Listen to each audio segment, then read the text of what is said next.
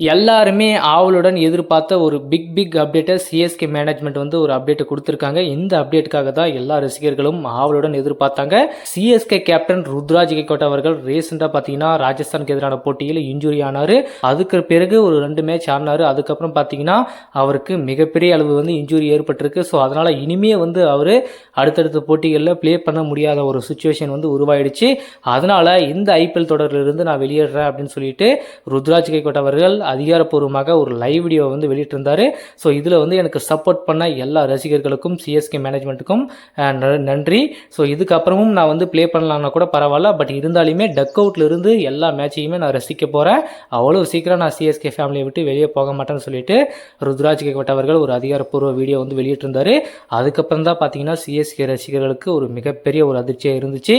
ஏன் அப்படின்னு பார்த்தோம்னா, ஏற்கனவே சிஎஸ்கே ரொம்பவே கஷ்டப்பட்டு இருக்காங்க. பிளேயிங் லெவனில் வந்து ஏகப்பட்ட சேஞ்சஸ், ஏகப்பட்ட மாற்றங்கள்.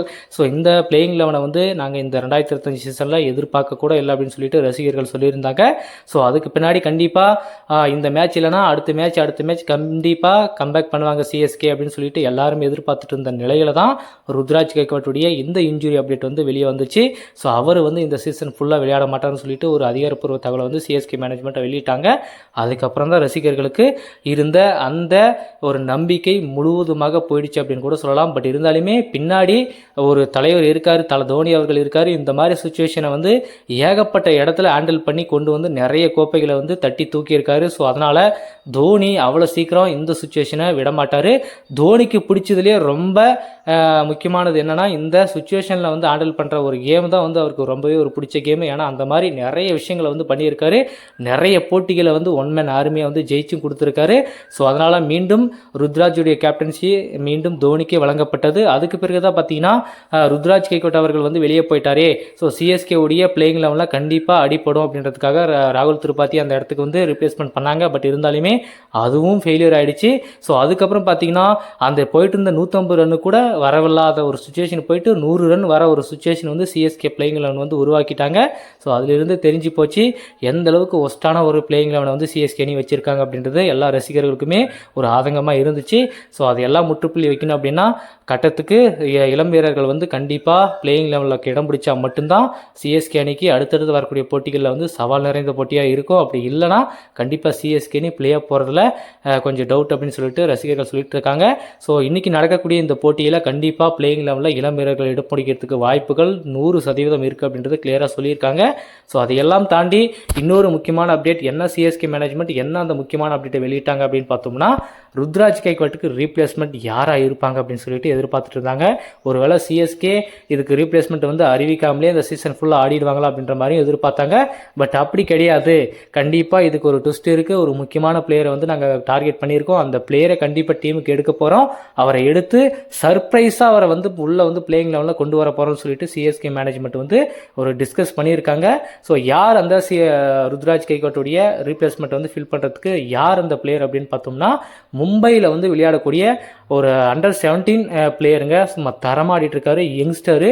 ஸோ அவருடைய ஆட்டம் அவ்வளோ சூப்பராக இருக்குது அப்படின்னு சொல்லிட்டு சிஎஸ்கே மேனேஜ்மெண்ட் முன்னாடியே பார்த்தீங்கன்னா அவருக்கு ஒரு இது கொடுத்துருந்தாங்க, ட்ரிக்ஸை கொடுத்துருந்தாங்க. ஸோ நீ வந்து உடனடியாக சிஎஸ்கே கேம்பில் வந்து ஜாயின் பண்ணு அப்படின்னு சொல்லிட்டு ஒரு அப்டேட்டை வந்து அவருக்கு பறத்துக்கு போயிடுச்சு. ஸோ அதுக்கப்புறம் பார்த்தீங்கன்னா அவர் சிஎஸ்கே கேம்புக்கு ஜாயின் பண்ணார்.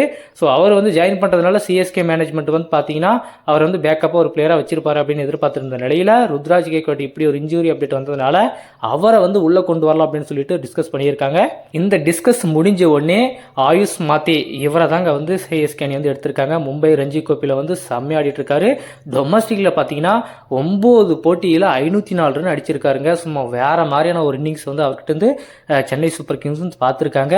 ஸோ அதனால தான் இப்போ வந்து அவருக்கு காலை பண்ணியிருக்காங்க. உடனடியாக நீ சிஎஸ்கே கேம்புக்கு வந்துரு, வந்த உடனே உனக்கான ஒரு வாய்ப்புகள் வந்து காத்து கொண்டிருக்கு, சீக்கிரமாக வா அப்படின்னு சொல்லிட்டு அவரை வந்து ஃப்ளைட்டை பிடிச்சி சீக்கிரமாக வாப்பா அப்படின்னு சொல்லிட்டு சென்னைக்கு வந்து வர வச்சுட்டாங்க. இப்போ அவரை வந்து ருத்ராஜுக்கு ரீப்ளேஸ்மெண்ட்டாக வந்து அறிவிச்சிடலாம் அப்படின்னு சொல்லி கூட டிஸ்கஸ் பண்ணிட்டு இருக்காங்க. இதை தான் நாங்கள் எதிர்பார்த்தோம்.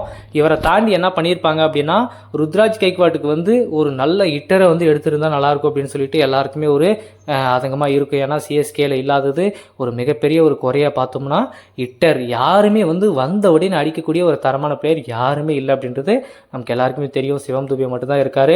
ஸோ அதனால் ருத்ராஜ் கெய்க்வாட்டுடைய ரீப்ளேஸ்மெண்ட்டுக்கு கரெக்டான ஆள் யார் அப்படின்றது எல்லார் எல்லார் மனசுலையுமே போயிட்டுருக்கோம். ஃபாரின் பிளேயர் எடுத்தால் நல்லாயிருக்கும், இந்தியன் பிளேயர்லேயே ஹிட்டர் ஆடக்கூடிய பிளேயரை வந்து எடுத்தால் நல்லாயிருக்கும்னு சொல்லிட்டு பிருத்வி ஷா, மயங்க் அகர்வால், அதே மாதிரி ஃபாரினில் பார்த்தீங்கன்னா டேவிட் வார்னர், கேன் வில்லியம்சன், அதுக்கப்புறம் பார்த்தீங்கன்னா டெவில் பிரேவிஸ், இந்த மாதிரி பிளேயர்ஸ்லாம் வந்து எடுக்கலாம்னு சொல்லிட்டு முடிவு பண்ணியிருந்தாங்க. ஜானி பேஸ்டோ கூட இருக்காருங்க. இவங்களாம் செம்ம ஹிட்டர்ஸுங்க. இவங்களாம் வந்து எந்த சுச்சுவேஷனில் இருந்துமே வந்த உடனே அடிக்கக்கூடிய ஒரு தரமான பிளேயர்ஸாக இருந்தாங்க. பட் இப்போது சிஎஸ்கே நிர்வாகம் இந்த முடிவுன்றது நம்ம யங்ஸ்டர்ஸ்க்கு போகலாம், ஸோ அவங்க கண்டிப்பாக நல்ல ஒரு சப்போர்ட் கொடுப்பாங்க. இன்றைக்கி இல்லைனாலும் அடுத்தடுத்த சீசனில் கண்டிப்பாக நமக்கு யங்ஸ்டர்ஸ் கண்டிப்பாக தேவைப்படும். சீனியர்ஸை வச்சு நம்ம எல்லா காலத்துக்குமே போயிட்டுருக்க முடியாதுன்னு சொல்லிட்டு கோச்சும், பேட்டிங் கோச், ஹெட் கோச், அதே மாதிரி கேப்டன் எல்லாருமே டிஸ்கஸ் பண்ணி தான் இந்த ஆயுஷ் மாத்தேவை வந்து இந்த ரீப்ளேஸ்மெண்ட்டுக்கு வந்து கொண்டு வந்திருக்கிறதா வந்து சொல்லியிருக்காங்க. இந்த மூவ் வந்து கரெக்டாக இல்லையா அப்படின்றது எல்லாருக்குமே ஒரு டவுட்டாக இருக்கும். ஏன்னா இளம் வீரர் வந்து எப்படி வந்து பிரியான்சா வந்து ஆர்யா வந்து பஞ்சாப் கிங்கில் வந்து அதிரடியாக ஆடிட்டுருக்காரோ அந்த மாதிரி ஒரு இன்க்ரெடிபிள் இன்னிங்ஸை வந்து ஆடக்கூடிய திறமை வந்து யங்ஸ்டர்ஸ்க்கு இருக்குது. ஏன்னா இப்போலாம் வந்த உடனே பயம்னே என்னென்ன தெரியாத பிளேயர்ஸ் எல்லாருமே வந்து அடிக்க ஆரம்பிக்கிறாங்க. அப்படி தான் இப்போது எல்லா டீம்லேயுமே யங்ஸ்டர்ஸ் வந்து ஆடிட்டுருக்காங்க. அதனால் சிஎஸ்கேவும் அப்படி ஒரு டிசிஷன் எடுத்தாங்க அப்படின்னா கண்டிப்பாக ஒரு நல்ல டீம் வந்து அடுத்து இருக்கக்கூடிய 8 போட்டிகளுமே ஜெயிக்கிற வாய்ப்பு வந்து சிஎஸ்கே எனக்கு இருக்குது. பவுலிங் சொல்லவே தேவையில்லைங்க, சூப்பராக இருக்காங்க. இப்போ நமக்கு தேவை ஒரு ஹிட்டருங்க. ஹிட்டர் ஒருத்தர் மட்டும் இல்லை, 2-3 பேர் ஹிட்டர் இருந்தால் நல்லாயிருக்கும். அந்த லைனப்பில் வந்து அக்ரெசிவாக ஆடக்கூடிய பிளேயர்ஸ் வந்து இருந்தாங்கன்னா கண்டிப்பாக செம்மையாக இருக்கும். இப்போ இருக்கக்கூடிய பிளேயர் ஸ்குவாட்லேயே வந்து எல்லாருமே அடிக்கக்கூடிய வீரர் தான். பட் ஏன் வந்து அந்த இன்டென்ட் காட்ட மாட்டேன்றாங்க அப்படின்னு சொல்லிட்டு தெரியல. ஏன் வந்து இப்படி ஒரு ஆட்டத்தை ஆடுறாங்க, டெஸ்ட் மேட்ச் மாதிரி ஆடிட்டு இருக்காங்க. T20 மாதிரியே இல்லை, ஓடியோ மாதிரி கூட இல்லைங்க. ஓடியோவில் கூட வந்து அக்ரெசிவ் ஆடுறாங்க, ஆனால் டெஸ்ட்டு மாதிரி ஆடிட்டு இருக்காங்க. கிட்டத்தட்ட பாதி ஓவருங்க, கிட்டத்தட்ட 10 ஓவருக்கு மேலே வந்து முன்ன மேட்ச் கேகேஆர் கிட்ட வந்து டாட் பண்ணாங்கன்னு சொல்லிட்டு ஏகப்பட்ட ப்ரெஷர் வந்து போயிட்டு இருந்துச்சு. ஸோ அதனால் இந்த சீசனில் சிஎஸ்கே அணி குவாலிஃபை போகணும் அப்படின்னா கண்டிப்பாக யங்ஸ்டர்ஸை வந்து உள்ளே கொண்டு வந்தால் சிஎஸ்கே அணிக்கு மிக மிக மிகப்பெரிய ஒரு ப்ளஸ் இருக்குது.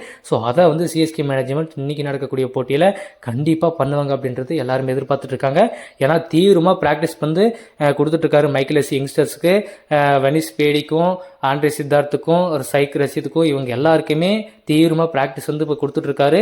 ஸோ அதுலேயே தெரிஞ்சிருக்கு. ஸோ இந்த போட்டியில் கண்டிப்பாக இவங்களை யாராவது 2 பேராச்சு பிளேயிங் லெவலில் இடம் பிடிப்பாங்க அப்படின்றது ஒரு எதிர்பார்ப்பாக இருக்குது. ஸோ அதை தான் சிஎஸ்கே ரசிகர்களும் எதிர்பார்த்துட்ருக்காங்க. கேப்டன் ருத்ராஜ் கைக்வாடுடைய ரீப்ளேஸ்மெண்ட்டுக்கு ஒரு தரமான யங்ஸ்டர்ஸை வந்து சிஎஸ்கே அணி வந்து பிக் பண்ண போயிருக்காங்க. ஸோ இந்த பிக் பண்ண இந்த விஷயத்தில் ஒரு கரெக்டான ஒரு பேட்ஸ்மேனை தான் சூஸ் பண்ணியிருக்காங்களா அப்படின்றத பற்றி உங்களுடைய கருத்துக்கள் என்ன? ஸோ அதே மாதிரி அந்த பிளேயருடைய இன்னிங்ஸ் வந்து கண்டிப்பாக செம்மையாக இருக்குது. ஸோ இவருடைய இன்னிங்ஸ் வந்து நல்லா இருக்கிறதுனால சிஎஸ்கே வந்து பிக் பண்ணியிருக்காங்க. ஒருவேளை வந்து பிளேயிங் லெவலில் இவருக்கு இடம் பிடிச்சா கண்டிப்பாக நல்லா பர்ஃபார்மன்ஸ் பண்ணுவார். அந்த பயன்றது தெரியாமல் சிஎஸ்கே அணிக்கு ஒரு நல்ல இன்னிங்ஸ் ஆடி கொடுப்பார் அப்படின்றத நம்ம அடுத்தடுத்து வரக்கூடிய அப்டேட்டில் நம்ம பார்ப்போம். ஸோ இதை வந்து கன்ஃபார்மாக இல்லையா அப்படின்றது ஒரு டவுட்டில் தான் இருக்குது. ஸோ கன்ஃபார்ம் பண்ணாங்க அப்படின்னா கண்டிப்பாக அவருக்கு ஒரு சான்ஸ் வந்து பிளேயிங் லெவலில் கொடுக்கறதுக்கான வாய்ப்புகள் 100% இருக்குது. ஸோ சிஎஸ்கே வந்து ருத்ராஜுடைய ரீப்ளேஸ்மெண்ட்டுக்கு ஒரு தரமான பிளேயர் பிக் பண்ணியிருக்காங்க. ஸோ இந்த பிளேயர் சிஎஸ்கே அணிக்கு பர்ஃபெக்டாக இருப்பாரா இல்லையா அப்படின்றத உங்களுடைய கருத்தை வந்து மறக்காமல் கமெண்ட்டில் சொல்லுங்கள். ஸோ இந்த சரியான வீரர் தான் பிக் பண்ணியிருக்காங்களா இல்லையா அப்படின்றதே கரெக்டாக சொல்லுங்கள். இல்லை வேறு யாராச்சும் பிக் பண்ணால் நல்லா இருக்குமா அப்படின்றத பற்றி உங்களுடைய கருத்தை வந்து மறக்காமல் கமெண்ட்டில் சொல்லுங்கள்.